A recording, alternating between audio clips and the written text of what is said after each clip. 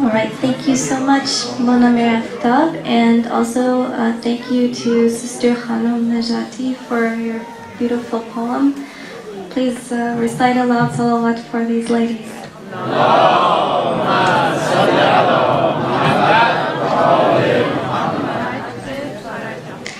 Okay, so ladies in the crowd, we're going to do something here. We would like anyone with the name of Zainab tonight, raise your hand and give me your name. First and last, because then we'll be confusing.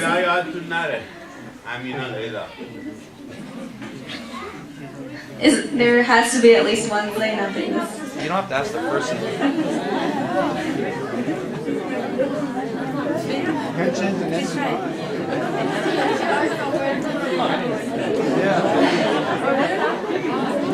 You can't change our name? No.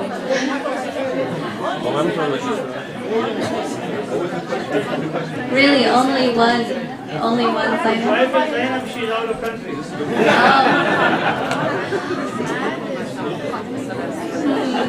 How about Aunt? That works? Actually, no, that doesn't work. Sorry. Well, that works.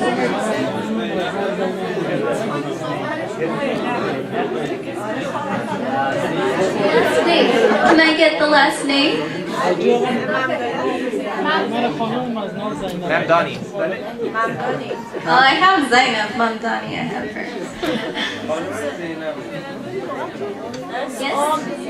If it's your name, can you speak up for me? Because I'm really far.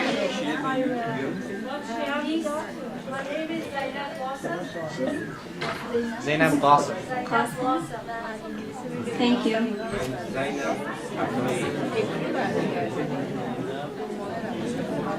Is Zainab Batai here? No. Yes. Is she here? No. Sorry.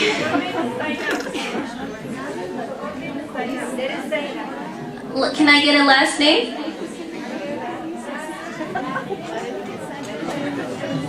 What's your last name, sister?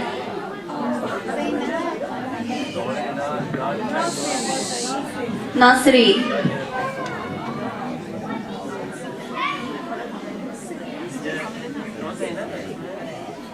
Anybody else?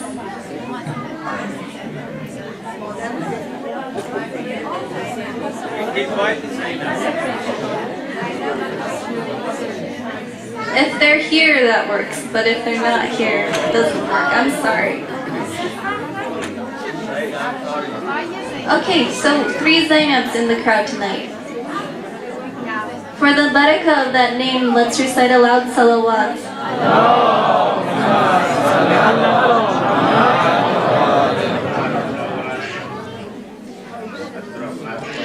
Alright, that brings us to the next part of our night. We are going to welcome our sister and doctor now, Fatima Mashhouf, up to the podium to give us an English speech. And please welcome her with a loud salawat ala Muhammad wa ali Muhammad.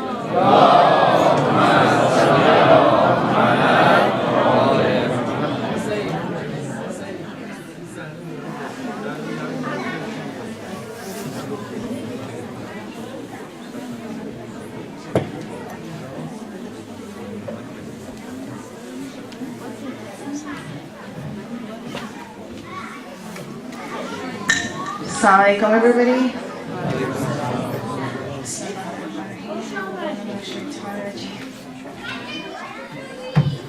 Thank you all so much for having me.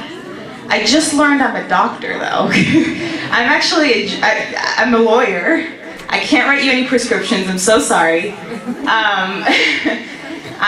Yes, I have a Juris Doctor, but I'm not a doctor. Thank you so much for having me. It's been a while since I've been up on this podium. A couple of you may know that I got my start in public speaking at IECSD when I was I was nudged into speaking at a program when I was middle school? And that's where it all started. But alhamdulillah, I'm so glad to be back. It's been a while since I've been here. Good to see some old faces and a lot of new faces. I've been invited to speak for the birthday of Hazrat Zainab, but I'm not a scholar. I'm far from a scholar. I'm not even a doctor.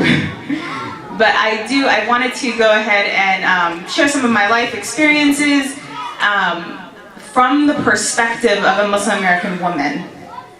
I think that's relevant. I think we have plenty of opportunities to talk about Islam. We have plenty of opportunities to talk about theology, fiqh, all these things. We don't take enough time to talk about the things that make us Muslim and functioning in the practical aspects of being a Muslim American. And because I'm female, I'm going to be speaking from the female perspective, so inshallah I could tie that in with Hazrat Zainab and celebrate her with my talk, but this is not going to be a theological talk. It's just kind of be, life experience and what I think that maybe the lessons that I've learned as a Muslim American and some things that I can share, inshallah. So I'd like to open my topic up a little bit more to speak about what it means to identify as a Muslim American woman. I hope my topic is broad enough so that it actually addresses what it means to be a Muslim American male or woman, but because I'm coming from the female perspective, there's going to be things that are specific, and inshallah the men can understand how these are things that are applicable. Just because you don't wear hijab doesn't mean that the issues about Muslim American identity is not still embodied in the issues that you have to deal with. And also that, Hazrat Zainab at the end of the day was a woman, but she carried Islam she carried the story, and she taught us all so much, and through her we learn a lot of things, and inshallah we try to grow the community so that the men support the women and the women do not just advocate for themselves. That's something that I want to encourage in communities, is to allow to bridge that gap between women's issues and men's issues, and just try to make it Muslim American issues that we try to deal with it together. And when I talk about Muslim American, I know it's very, it could be controversial to use the word I'm American. There's a lot of taboos about being American. There's a lot of taboos saying, well, if you're American, there's a lot of haram. You have to be more Muslim than you have to be American. And when you say American, there's a lot of things like, oh, that means you're doing things that aren't appropriate. And I want to be very clear that when I refer to myself as a Muslim American, and when I talk about Muslim Americans, I'm talking about Muslims whose primary cultural experience is that of an American. At the end of the day, most of us, the youth, are raised here. And when it comes down to it, yes, our ethnic immigrant backgrounds form us in many ways. Like, we just can't get over doing Taaruf so much. But we are still very, very American, and in order to build our identity as Muslims, we cannot deny the fact that we're still American in a lot of ways that we learn, the way that we think, and a lot of our life experiences are that of American life experiences. So I hope that people come with understanding when I say Muslim American, not to be thinking about the haram that they associate, that everybody always says, oh, don't be so Western, or that's Western, that's anti-Islamic. I want to get rid of that notion up front. Put that aside and think about what it means to be a Muslim raised in America, or a Muslim trying to be a professional in America, or a Muslim trying to grow a family in America. And I had a really long day, so I'm just gonna get some water.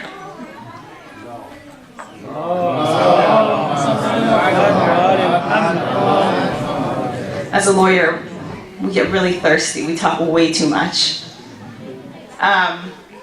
So I am a lawyer, and with that in mind, I want to kind of give you the trajectory of my experience as a Muslim American. I practice employment law, so I've already gotten a couple law questions. If it's not employment, I can't help you much, but I represent companies like in their employment disputes when their employees sue their employer. I represent companies, pretty big companies like Target, FedEx, Waste Management, these type of companies. And a question that I get so frequently is how do you do it?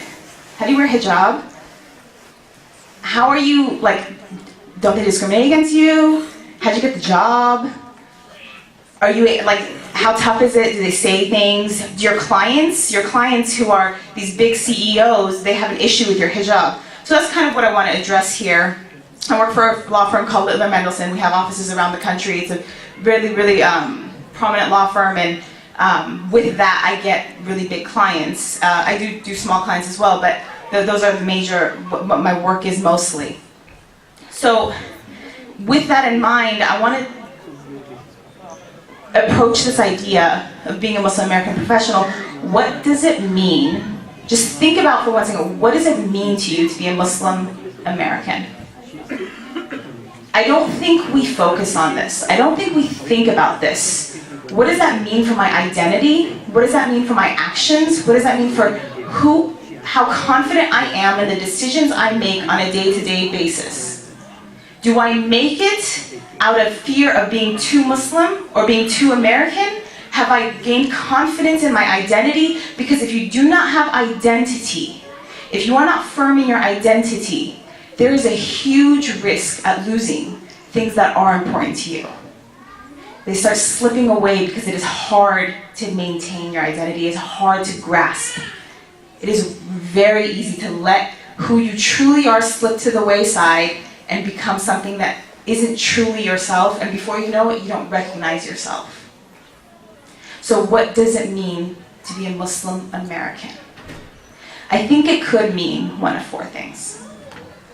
The first one is, all right, I'm Muslim American, but I deny the Muslim part. I kind of put that, like, yeah, I know I'm Muslim, but I'm really American.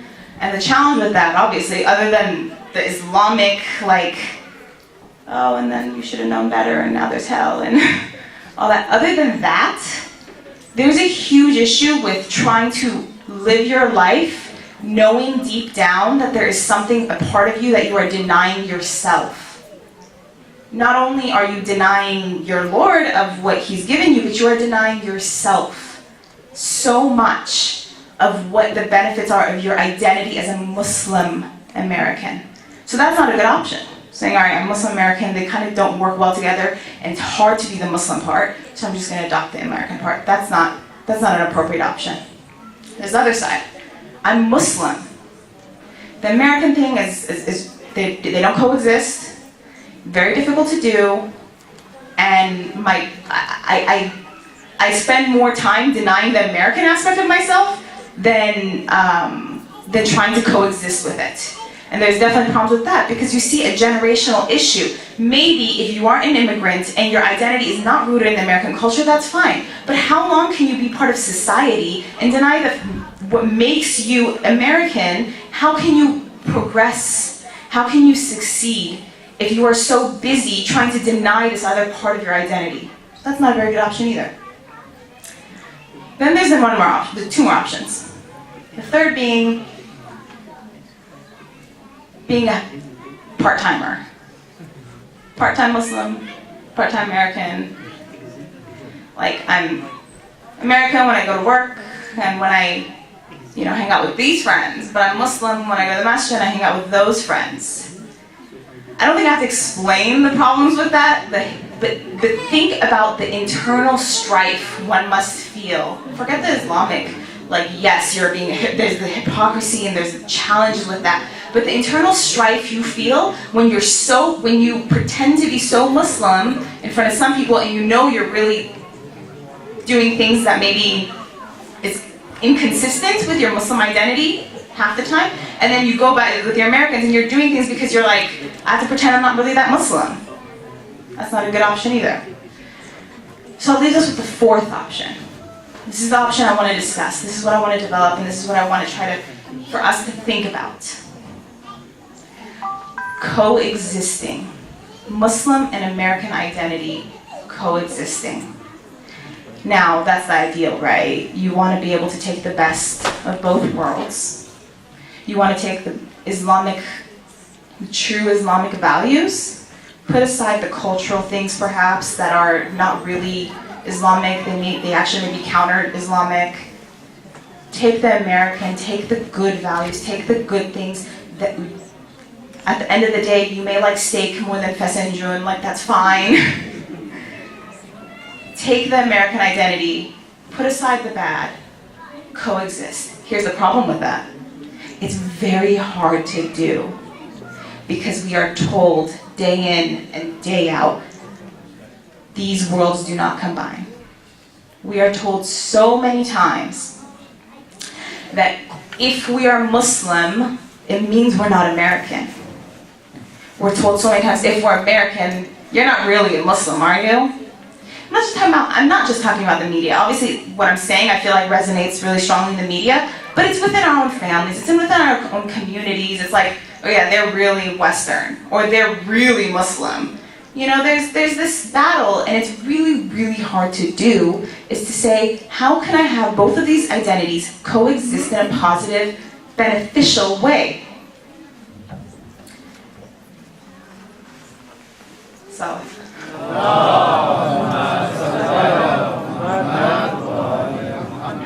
So my struggle with coming through this process, I may have entered a couple of these stages before I came to coexisting.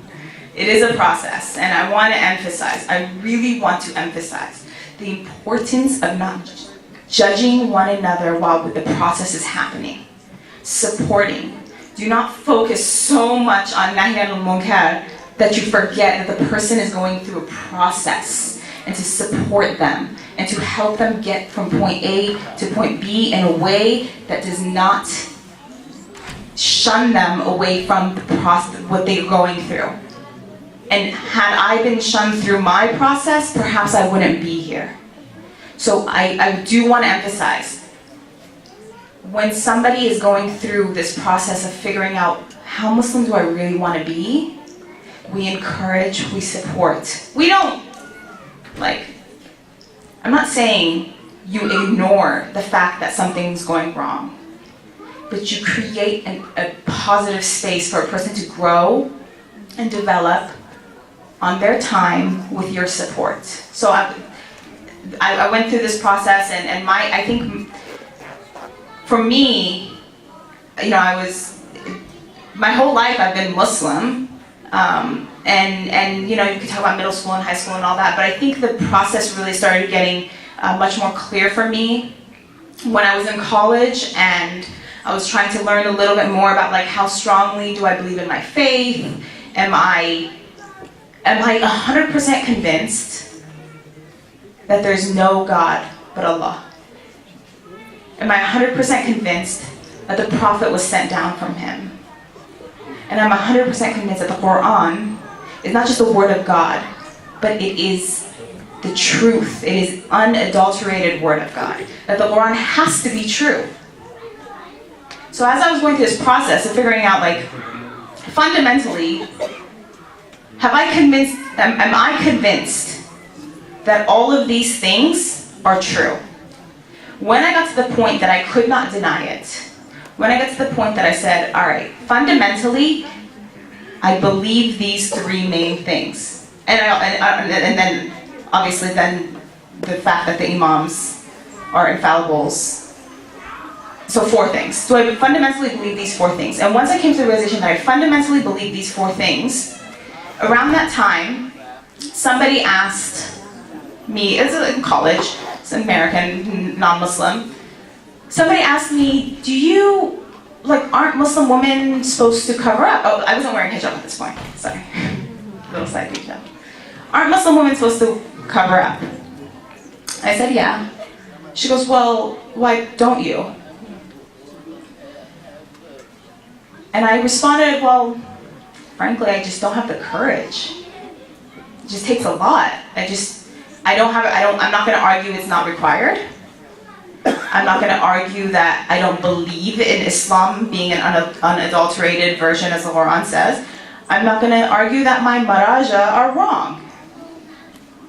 I believe that they're right, but the reason I'm not doing it is I just don't have the courage.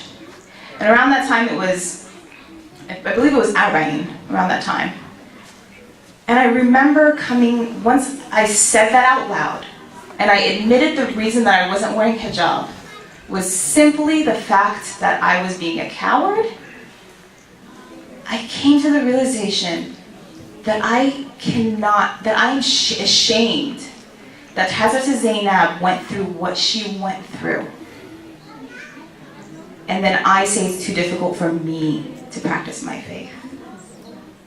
That Hazrat Zainab practiced her faith, carried the flag, represented and saved so much of Islam.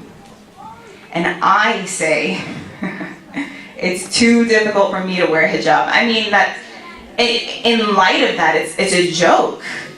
I mean, it doesn't even make any sense to try to say that when you think like, all right, I really respect this person. She's told me how to live my life. She's taught me a lot of things. She's powerful. She's wonderful. And I just said that. And so that's when I came to the realization that this is something that I had to do. Now, let me take a side note. This speech is not about hijab. Hijab does not make a Muslim. A Muslim does not make the hijab. Okay? Hijab is a part of identity. And that is why I focus on hijab. Because going from not wearing hijab to wearing hijab, I realized one huge thing. I cannot blend in as a non-Muslim ever again, so long as I keep my hijab on. I cannot take a break.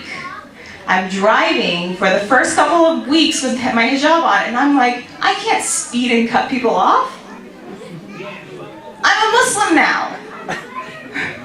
I was always Muslim, but everybody now knows my secret is that I'm really, really, really a Muslim. Can't be rude. Gotta become mature all of a sudden. There's a lot. So my focus on hijab is the identity aspect. That fundamentally, by being required to wear the hijab, Hazrat Zainab had a major, major role in Islam. She had a major flag to carry. All our prophets had major flags to carry, and people sometimes ask, well, actually I asked when I was much younger, I said, why are all prophets men? And the response I got is, all women already are flag bearers. All women already represent Islam. That is enough for them.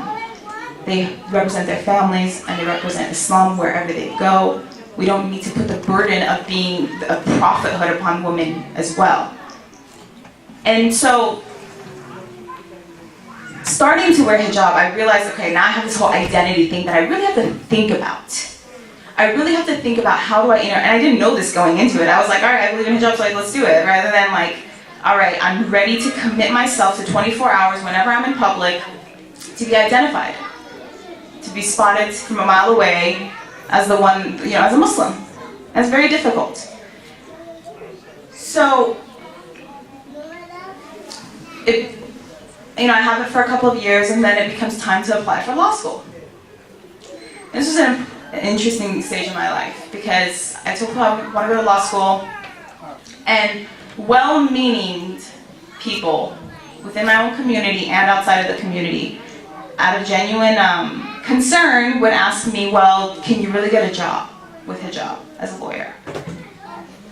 Are you ever going to be able to go in front of the judge with your hijab?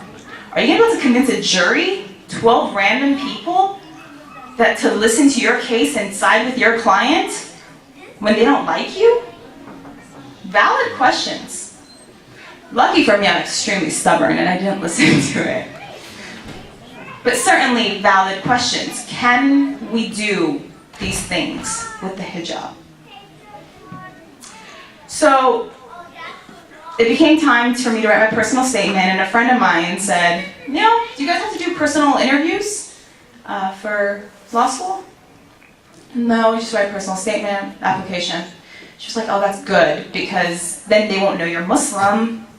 Because that's a real thing. I mean, when we're sitting there writing our personal statements and filling out our application, we're like, all right, do I put on there that I have 5 years of volunteer experience, which is a great thing, in a masjid? Do I put educational center? Put cultural center? Do I put Islamic center?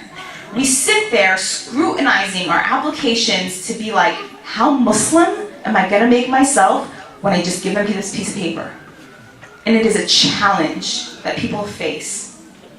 So, the friend tells me, it's a good thing there's no interviews so that they don't know you're Muslim.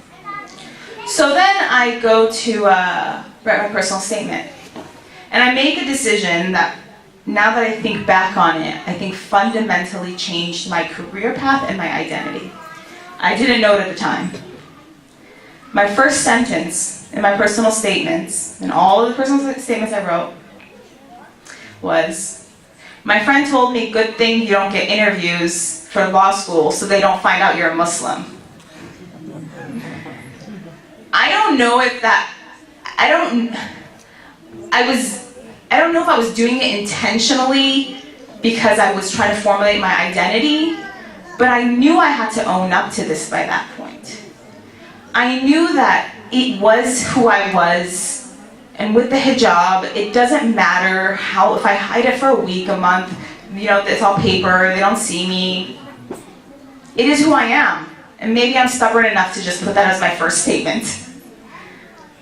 So, through this experience, I kind of started learning, and I'll come back to this moment in my life later, of when I realized how important it is to just say, this is me. Just own it and be proud of it and say, I'm not ashamed of this. If you're ashamed, if you have issues with it, that's your problem. But I'm not gonna, when I write this statement right here, I'm saying I don't care what if it concerns other people. It's just me. So I get into law school, and still I have a lot of doubts. I'm wondering if I can do this. Still people are telling me, can you really do it? Can you really get a job? So I Google Muslim woman attorney. Now there are Muslim women attorneys.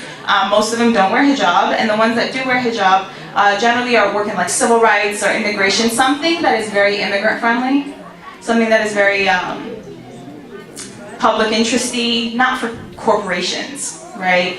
So there's some that exist, but still not many. I find one lawyer, her name is Marwa, she lives in San Francisco. I email her, I say, hey, you don't know me, I don't know you, but can we talk? Because you're doing this thing and I want to see how difficult is it if I could really do this before I start my law school experience. So she calls me, we talk, and the one piece of advice that she gave me that I never forget, she said, it is difficult, but make sure you wear scarves that aren't bright, or colorful, or glittery, or have things hanging. Tuck it into your shirt, very neutral color, simple, so people don't get distracted by it. I didn't do so well with that advice, but it was in the back of my mind. I start law school, I hear of another Muslim attorney that wears hijab. I email her, I go meet with her. She says the same thing. Just like, she says, I only wear black hijab. I only wear black hijab. All right? And she says, I was told by the partner at the firm,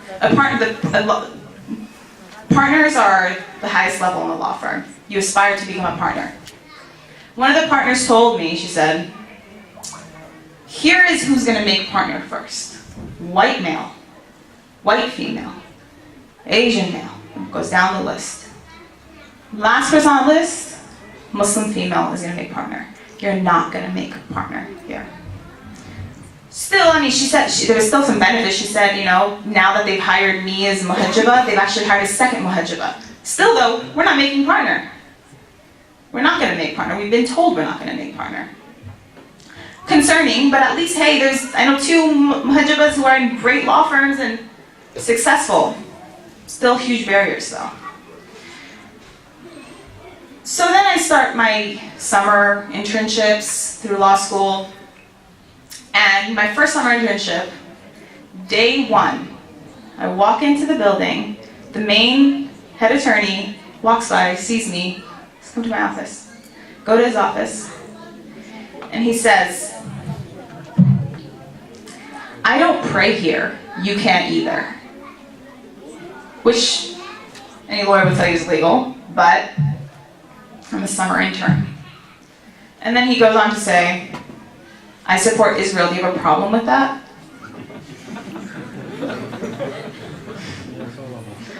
And then he says, I mean, he goes on for a little while. He'd like to hear his own voice. Then he says, I'm going to have clients, because of their experience in the countries they're from, that are going to be scared of you because of what you represent and how you dress. This guy goes on for a little while. I kind of muted out, go on. That was my first summer experience. Then I start going for job interviews for post-law school, and I start getting these questions about how are you possibly going to be a litigation attorney, meaning an attorney that goes in front of a judge and jury, how are you going to be a litigation attorney and convince the jury to be on your side if you wear a scarf? These are not legally permissible questions to ask, but nonetheless, it's there. It's constantly there, challenging me to prove myself. Doesn't matter. They saw my grades before they got the interview. They thought I was competent. They pulled me in for an interview, and when they see me, that is the issue that comes to mind, the fact that I wear the hijab.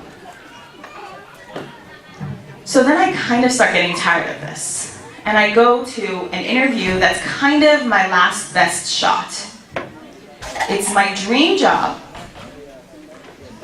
and I'm at the very end of law school. I don't have many more chances for these interviews. I'm sitting outside of the room where they're doing the interviews, and I hear the person in there. I can overhear, they're talking. The girl that's previous to me leaves, and they sit there in the room chatting for 5 minutes about how she did. I'm outside and I can hear them. And they're like, yeah, she's totally somebody I can go get a drink with. She's really cool, we can totally go get a drink together. And I was like, all right, they're not gonna wanna get a drink with me. I don't wanna get a drink with them. So this isn't going to go very well because that's what they're looking for, somebody that they can hang out with that has something in common with them. So at that point I was like, all right, well, this probably isn't going to happen. And the person interviewing me is an Iranian Jew. Yay, Iranian Jews. You know how much they love us. So I was like, and the white guy. So I was like, all right, I don't know how this is going to go. I go in the interview, we start chatting. They say, well, do you have any questions for us? But yeah. You know, when I was in law school, earlier, when I was the first year in law school, I spoke to a friend who wears a scarf, and she told me that in her law firm, they told her, you will never make partner. I'm not saying I'm going to be in this law firm for 15 years and make partner, and I'm going to be the best, and I'm going to be here forever and ever and ever. But I'm saying that if you guys do not, if I can't be partner, I need to know that right now. If that is a standard that is here, I need to know that. So I want to see if that is an issue I'm going to face at your firm. And they gave the whole spiel, oh, we're very diverse. Okay. I leave the room, and I was the last interview of the day. So I could stand outside and listen because there's nobody else waiting. So I don't recommend this, but I did listen in a little bit. The first thing they said is, wow, I can't believe she said that. That was pretty impressive. And that's when I realized, when I made the decision in my personal statement way back when to own my Muslim identity and to push forward and not to have show any weakness in it, and when I did that again here today, both times it worked. When I was kind of like challenged by it, oh, and by the way, I wore a red hijab to this interview. I didn't really listen to that rule. I did at the beginning, but once I finally said I'm gonna wear this red hijab, and I'm not gonna try to hide this. So alhamdulillah, I got a job, and now I'm at my dream law firm. And what happens when I start working here is everybody's respectful and they're nice, but there's this one partner that I was always intimidated by. He was the partner who started our LA office some 30-something years ago. He's a big deal. He's the biggest money maker. He's somebody that is to be reckoned with. And he's also a very, very orthodox Jew from LA who supports Israel, and all I could think back is my first summer experience where I had all these issues because we supposedly have very conflicting personalities or lives or whatever. So I never made too much chit chat with him. I always thought, all right, maybe he's gonna judge me, maybe I'm gonna have the same issues with him. And one day I was standing outside my office talking to my secretary at her desk.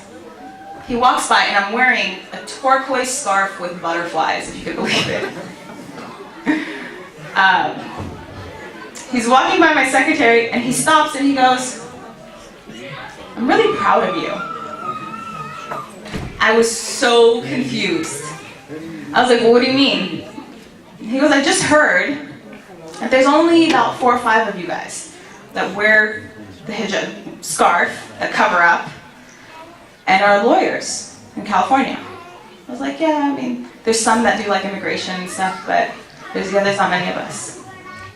And he was like, "You know, not only do you wear it and you believe in it and you just do it anyway, you just do what you believe in, but you make it look good."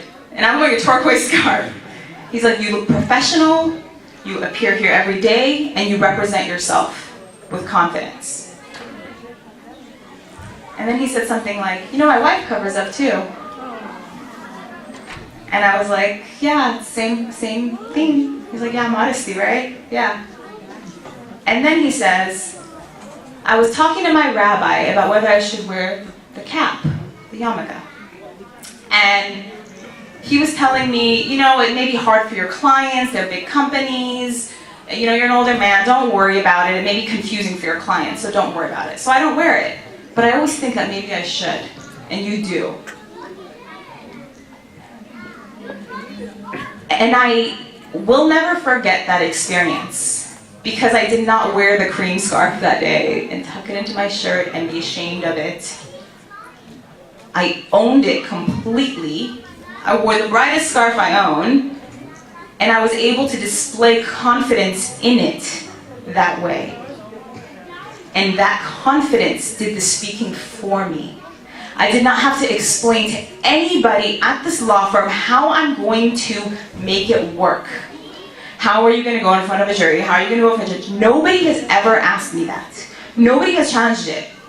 If I'm in the middle of a deposition and I have to go pray, I literally will say, "Sorry, it's almost sunset. Can we all take a break? I have to go pray." I don't have to run from it, and the more I adopt it, the less there's a question about it. Salawat.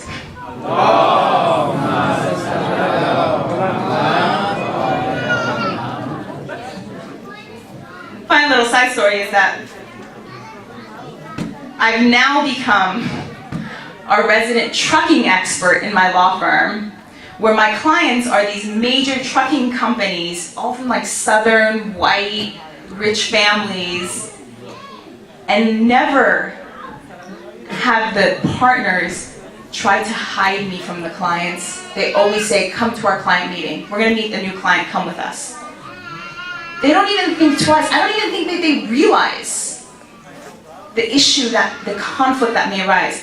When I approach it with confidence, they don't see the issue, and I go forward that way. I don't hold myself back. But I'm not going to sit here and say, so long as you have confidence, nobody will ever say anything racist to you. And so long as you have confidence, nothing bad is going to happen to you. So long as you believe in your identity as an American Muslim, you will be fine. I'm not going to say that.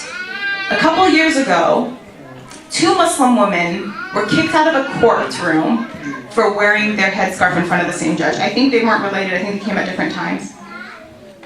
One of them went to jail for 8 days because she wouldn't take her headscarf off in the courtroom. There's an antiquated rule. I mean, they still apply it, but no hats in the courtroom. He used that rule to say, "You're not allowed to wear your scarf, take it off." I'm not going to say that's not ever going to happen. What I am going to say is, are you going to let those one-off people, those people that you may meet in a couple of years here or there, are you going to let that person define who you are? Are you going to function? Are you going to operate? Are you going to decide who you're going to be day in and day out on the deepest core of yourself, if you're going to represent yourself truly to yourself, be happy with yourself, have the conviction in yourself, because you may meet a person like that. And you may. But is that person going to be the one that defines you? Is that person the one that you're going to look to make your decisions? Are you going to live out of fear for meeting that person? And I think the key to maintaining your Islamic identity, your Muslim identity, while not having to abandon your American identity, is taqwa. You have to trust that no matter how hard it gets, no matter what you go through, you're going to have taqwa in all of it.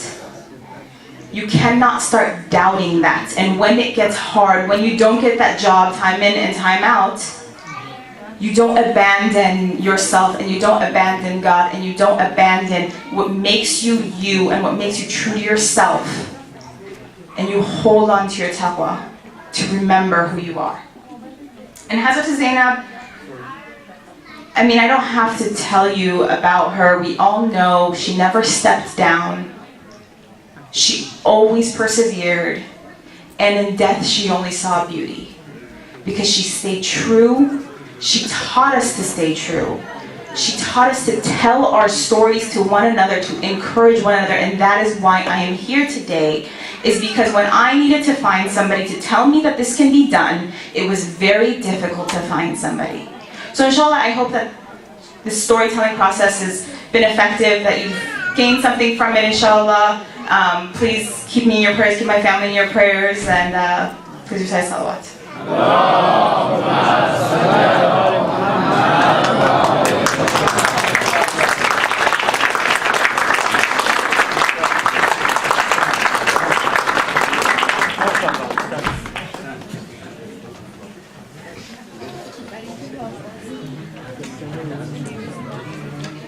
Thank you so much, Sister Fatima, for sharing your personal experience.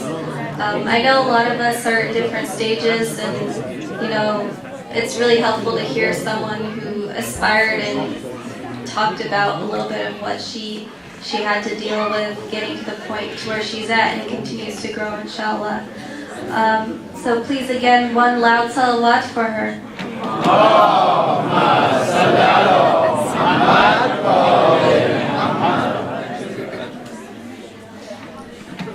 Alright, so we're almost done. We have a couple more things. Before we invite our Maulana up to this podium to give us the final remarks, we would like to invite Brother Mahdi to give a short poem. Salawat ala Muhammad wa ali Muhammad.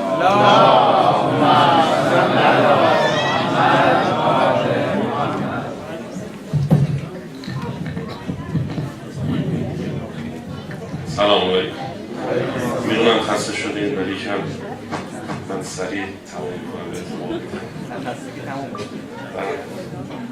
روز جمعه بوده متعلق با آقا و مولا موسی و العصر و از زمان اجازه بدین دو سه خط از آقامون بگیم و انشاءالله بقیه شعر خدمتتون کنم. در مسجد دوست بوی جان پیچیده است، انفاس خوشش در محفل ما پیچیده است. امروز در این محفل روحانی ما عطر خوش صاحب از زمان پیچیده است.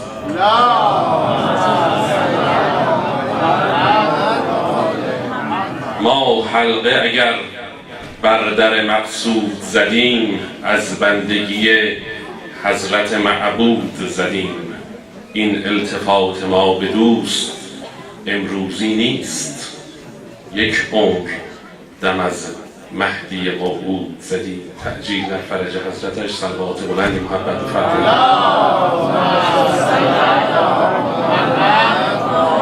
کائنات افتاده در دام علی است، خضر خود لب تشنه جام علی است. نام مولا زینت عرش است اگر نام زینب زینت نام علی است. تا مونسم آید ز ره من بیقراری می کنم، بهر تماشای رخش چشم انتظاری می کنم. بهر صفای مقدمش من لاله کاری می کنم، تا که شود غمخوار من هر گونه کاری می کنم. تا که شود غمخوار من هر گونه کاری می کنم. این کیه که چنین مشتاق آمدن حضرت زینبه؟ من زاده زهرایم و نامم حسین ابن علی است. عشقم برای زینبم در هر دو عالم منجلی است. حق عشق را همراه او یک جا عطایم کرده است، با نام زینب تشنه کرب و بلایم کرده است. با صوت زینب از ازل یزدان صدایم کرده است، او را گرفتار و اسیر و مبتلایم کرده است. ما عاشقیم و بهر هم تا پای جان استاده ایم، تا عشق را رونق دهیم از لطف حق آماده ایم.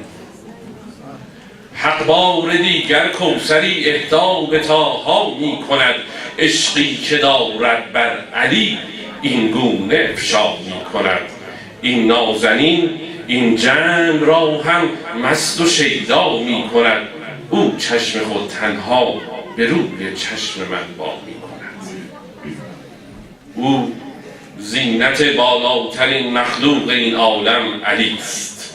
او همدم شیر خدا و بهر او همدم علی است. او محرم غیب الغیوب و بر دلش محرم علی است. در کوفه و شام بلا ذکر لبش هر دم علی است. خلقن و خلقن و منطقن همچون علی مرتضاست، از بعد زهرا مادرم دارم یقین خیر و احساس. این دو خط هم هدیه به همه خواهران حاضر در جلسه و زحمتکشان این جلسه. او درست آنگونه که زهرا سفارش کرده بود، با هزاران درد درمان هزاران درد بود.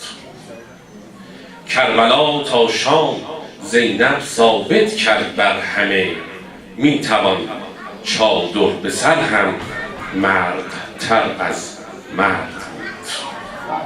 میتوان چادر به سر هم مرد تر از مرد بود. صلی الله علیه یا اهل بیت النبوة صلوات بلند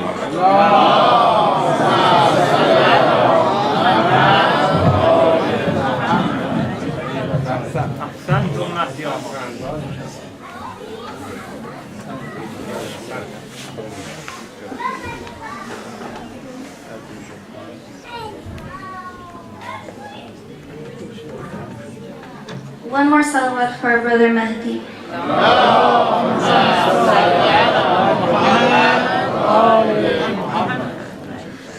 Alright, so without further ado, we'll give you our closing remarks by Maulana Imam Sayyid Sabri. Thank you for being so patient. We're almost done. We've got a few announcements for you as well. And we'll also be passing out some flyers. So just look out for those. Please invite our Imam with a loud salawat ala Muhammad wa ali Muhammad.